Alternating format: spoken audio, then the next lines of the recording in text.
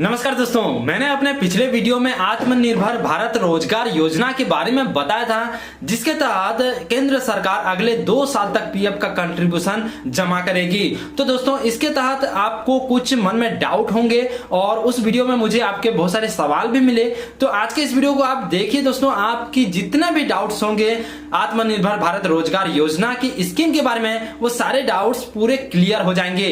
दोस्तों, आपने उस वीडियो को नहीं देखा है तो ऊपर आई बटन पर आपको लिंक मिल जाएगा, उस वीडियो को सबसे पहले जाकर देख लीजिए ताकि आपको इस स्कीम के बारे में पूरा पता चल सके। तो चलिए दोस्तों, आज का ये वीडियो शुरू करते हैं। प्लीज इस वीडियो को शुरू से लेकर अंत तक देखते रहिए। अगर आपने अभी तक हमारे चैनल को सब्सक्राइब नहीं किया है तो प्लीज सब्सक्राइब कर लीजिए।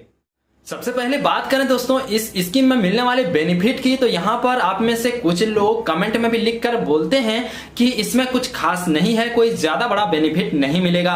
तो दोस्तों, मैं आपको बता देना चाहता हूं कि 100% इसमें बहुत बड़ा बेनिफिट मिलने वाला है, क्योंकि केंद्र सरकार 3 महीने नहीं, 6 महीने नहीं, अगले पूरे 2 साल तक के लिए जो है पीएफ कंट्रीब्यूशन टोटल 24% जो कंट्रीब्यूशन होगा वो खुद से जमा करने वाली है। यहाँ पर मान के चलिए कि आप एक एम्प्लॉय हैं, आपकी एग्जाम्पल के तौर पर बता रहा हूं कि 1500 रुपए 1 महीने का पीएफ जमा होगा, तो यहां पर आपके एम्प्लॉयर को भी 1500 रुपए जमा करने पड़ेंगे। तो यहां पर दोस्तों ना ही आपका पीएफ का पैसा कट रहा है, ना ही आपके एम्प्लॉयर का, तो बिना 1 रुपए दिए फिर भी आपकी 1500 और 1500 3000 रुपए पीएफ जमा हो रहा है, वो अलग।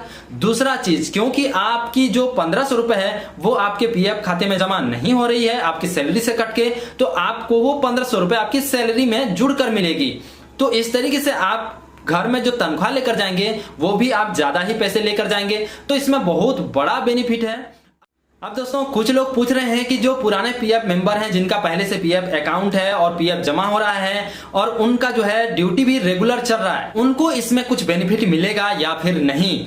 तो दोस्तों, मैं आपको बता देना चाहता हूं, अगर आपकी सर्विस, आपकी जॉब कोरोना काल में किसी भी तरीके से प्रभावित नहीं हुई है, उसमें किसी भी तरह का इफेक्ट नहीं पड़ा है और आपकी ड्यूटी, आपकी जॉब, आपकी सर्विस रेगुलर चल रही है, तो आपको इसमें किसी भी तरह का कुछ भी बेनिफिट नहीं मिलेगा। हाँ, अगर आपकी 1 मार्च 2020 से 30 सितंबर 2020 के बीच में जॉब छूट गई थी या तो फिर आपकी छंटनी हो गई थी लॉकडाउन की वजह से, तो दोस्तों आप अगर फिर से 1 अक्टूबर के बाद नौकरी ज्वाइन करते हैं तो आपको इसका बेनिफिट जरूर मिलेगा, क्योंकि आप यहां पर न्यू एम्प्लॉय के कैटेगरी में आ जाएंगे। अगला जो डाउट है कई सारे लोगों के मन में कि वो लोग जो है आत्मनिर्भर भारत रोजगार योजना को PMRPY प्रधानमंत्री रोजगार प्रोत्साहन योजना से कंपेयर करके देख रहे हैं और बता रहे हैं कि इसमें उसी तरह से बेनिफिट होगा, कोई ज्यादा बड़ा बेनिफिट नहीं होगा। लेकिन दोस्तों, आप लोगों को बता देना चाहता हूं कि PMRPY योजना का जो उसका टर्म्स एंड कंडीशंस था, उसका जो बेनिफिट था वो कुछ अलग था और इसमें जो है आपको ज्यादा ही बेनिफिट मिलेगा। तो आत्मनिर्भर भारत रोजगार योजना में इसके जो टर्म्स एंड कंडीशंस हैं कोई इतना ज्यादा टफ नहीं रखा गया है, बहुत ही सिंपल रखा गया है, तो इससे अधिकतर लोग जो है कवर हो पाएंगे और अधिक लोगों को इसके तहत बेनिफिट मिल पाएगा। अगला जो मोस्ट इंपोर्टेंट क्वेश्चन है दोस्तों, कई सारे लोग पूछ रहे हैं कि अगर हमारी कंपनी ट्रस्ट है, हमारा पीएफ का पैसा खुद कंपनी ही जमा रखती है, तो क्या हमको ये बेनिफिट मिलेगा? तो जी हाँ दोस्तों, इसका बेनिफिट उन सभी क्षेत्रों में मिलेगा, चाहे वो एग्जेम्प्टेड ट्रस्ट हो चाहे अनएग्जेम्प्टेड हो, जो ईपीएफओ के दायरे में आती है, ईपीएफओ के अंतर्गत रजिस्टर्ड है। क्योंकि PMRPY योजना से लेकर प्रधानमंत्री गरीब कल्याण योजना तक सभी में इसके अंतर्गत एग्जेम्प्टेड ट्रस्ट भी कवर्ड रहे हैं। अब इसकी दोस्तों सबसे अच्छी बात मुझे ये लगी कि इसकी जो एलिजिबिलिटी क्राइटेरिया है वो भी टफ नहीं रखा गया है, बहुत ही सिंपल रखा गया है, जिसके अंतर्गत बहुत सारी कंपनी और बहुत सारे एम्प्लॉइज जो है कवर्ड हो जाएंगे। जैसे कि अगर देखा जाए तो सबसे पहला चीज कि जिन कंपनियों के अंतर्गत 1000 से कम एम्प्लॉइज हैं, तो उनके तो एम्प्लॉइज के और एम्प्लॉयर दोनों का 12% एम्प्लॉइज का और 12% एम्प्लॉयर का टोटल मिलाकर 24% पीएफ कंट्रीब्यूशन केंद्र सरकार द्वारा जमा किया जाएगा। लेकिन जिन कंपनी के अंतर्गत 1000 से ज्यादा भी एम्प्लॉय हैं, तो उनके तहत भी एम्प्लॉय का 12% जो है केंद्र सरकार द्वारा जमा किया ही जाएगा। तो यहां पर देखिए एक चीज क्लियर है कि चाहे 1000 से कम एम्प्लॉय हो किसी कंपनी में, चाहे 1000 से ज्यादा एम्प्लॉय हो, यहां पर एम्प्लॉय का जो 12% कंट्रीब्यूशन है वो तो केंद्र सरकार द्वारा जमा किया ही जाएगा। दूसरा चीज, सितंबर महीने में जिस कंपनी में अगर 50 से कम एम्प्लॉइज हैं तो उनको कम से कम 2 एम्प्लॉय जो है नए ज्वाइन कराने होंगे सितंबर महीने के बाद। और जिन कंपनी में सितंबर महीने में 50 एम्प्लॉय से ज्यादा हैं तो उनको सितंबर महीने के बाद कम से कम 5 एम्प्लॉय ज्वाइन कराने होंगे नए। तो ये भी दोस्तों कोई टफ क्राइटेरिया नहीं है, क्योंकि कंपनी में तो 2 से 5 एम्प्लॉय बड़े ही आसानी से हर महीना भर्ती जरूर होते हैं।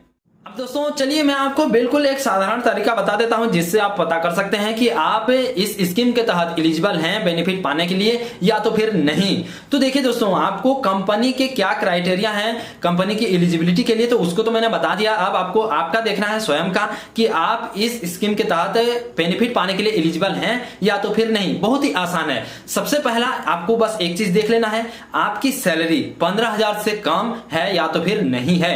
15,000 से कम है तो आप एलिजिबल हैं। दूसरा चीज मैं आपको यह देखना है कि आपकी ज्वाइनिंग 1 अक्टूबर के बाद हुई है और आप बिल्कुल नए हैं एम्प्लॉय या तो फिर आप पुराने एम्प्लॉय हैं। अगर आप नए हैं बिल्कुल, आपने यानी कि 1 अक्टूबर के पहले कहीं पर भी नौकरी नहीं की है, तो आप तो इसके तहत बिल्कुल भी एलिजिबल हो जाएंगे और आपको इसका बेनिफिट 100% मिलेगा ही। और अगर आप पुराने पीएफ मेंबर हैं यानी कि आपकी पहले भी जो है सर्विस चल रही थी, कहीं पर नौकरी किए हैं, तो आपको एक चीज बस देख लेना है कि 1 मार्च 2020 से 30 सितंबर 2020 के बीच में इस कोरोना से प्रभावित होकर कहीं आपकी छटनी तो नहीं हो गई थी जिसकी वजह से आपकी जॉब छूट गई हो। तो अगर ऐसा भी कुछ कंडीशन हुआ है और आपने 1 अक्टूबर 2020 के बाद फिर से जॉब कहीं पर ज्वाइनिंग ली है, तो भी आप जो है इसके तहत बेनिफिट पाने के लिए एलिजिबल होंगे। बस एक कंडीशन आपको देख लेना है जिसके तहत आप जो है इसका बेनिफिट पाने के लिए एलिजिबल नहीं होंगे। अगर आपकी सर्विस आपकी जॉब पर कोरोना काल में किसी भी तरीके से इफेक्ट नहीं पड़ा है और आपकी सर्विस रेगुलर चल रही थी, तो आप इसके तहत जो है एलिजिबल नहीं होंगे। इसका बेनिफिट आपको कुछ भी नहीं मिल पाएगा। तो दोस्तों आशा करता हूं कि आपको आत्मनिर्भर भारत रोजगार योजना के तहत जितने भी क्वेरीज होंगे, आपकी जितने भी डाउट होंगे, वो सारे डाउट क्लियर हो गए होंगे। आपके सभी क्वेश्चन के आंसर आपको मिल गए होंगे।